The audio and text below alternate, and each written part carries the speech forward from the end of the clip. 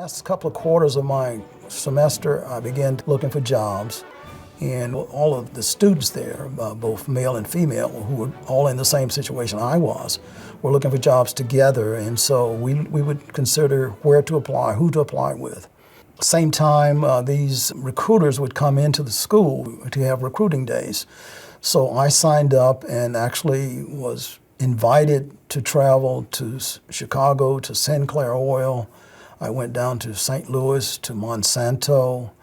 Did not interview with Dow Chemicals because I was advised, because I'm a boy from the South and it was cold in Detroit, that Dow's location was further north in Michigan, which would be too cold for me to deal with.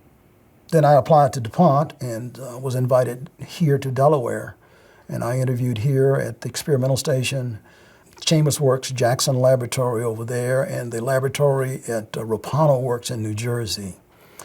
I chose the experimental station because the experimental station looked like a college campus to me, so that's where I started work, simply because of the location.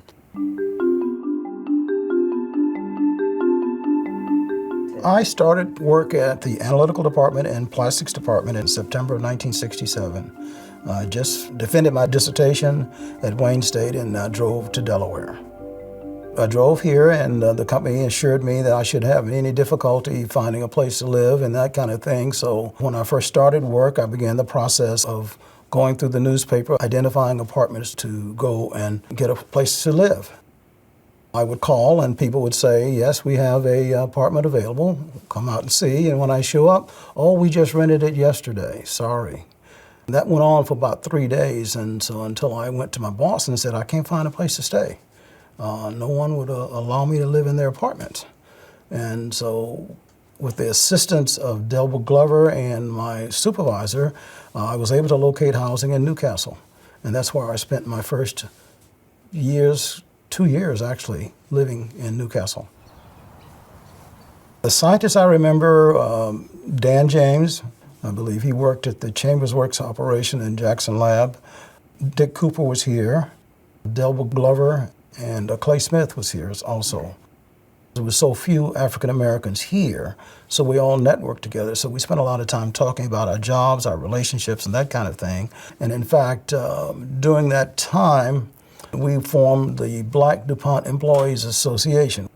We socialized together, networked together, and just talked through problems and talked through issues that we were seeing on a daily basis. If you had an issue, you were wondering, is this me or is it them or who is it? You can talk to someone else about your situation.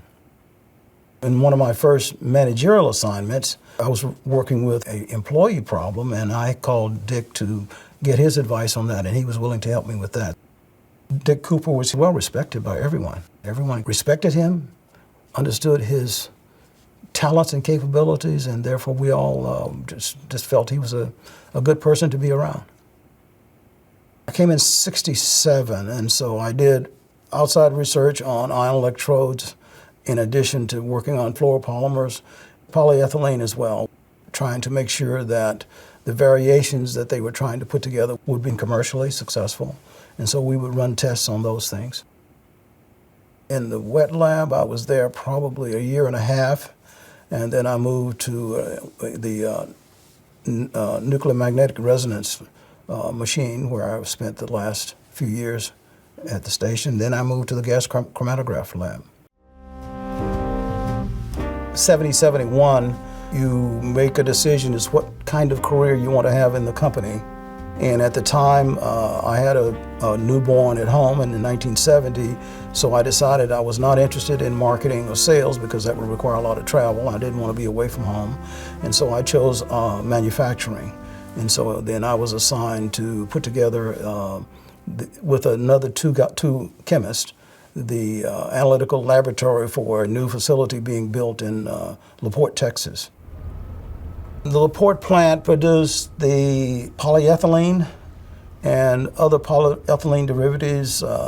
Primary product of that facility is polyvinyl alcohol, which is the polymer used in the inner layer of your windshield, so that if you break the glass won't shatter, it'll still stick together. I was a chemist there in the lab for 2.5 years. In fact, I got my first promotion there at that laboratory.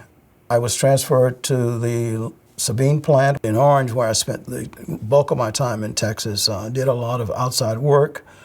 I was on the boards of the YMCA there. I was also elected to the school board there, where I served for 6 of those 8 years while I was in Texas. And in addition to that, I was president of the Regional School Board Association while I was there. And that enabled me to, again, help students. The whole idea was, how can I better the student life? And if you know anything about Orange County, Texas, at that time was the Ku Klux Klan of Texas headquarters county.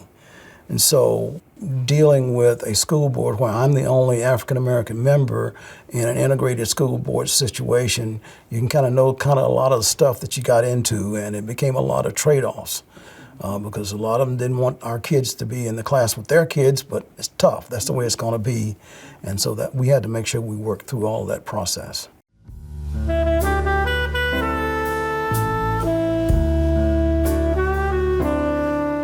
In my thinking, and I still believe today, I spent too much time in Texas. I should not have been there that long.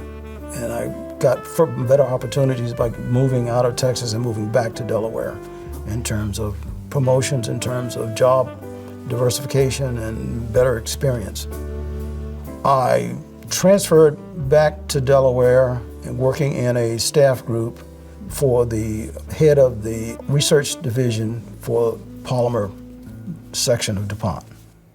From that job, was promoted to intellectual property manager, which was responsible for the patents organization, as well as the technology sales group. Tech sales was the interesting part from my perspective because we were trying to sell the products to various parts of the world. So that enabled me to travel to Armenia, Russia, China, Japan, those kind of areas to sell technology or to look at technology.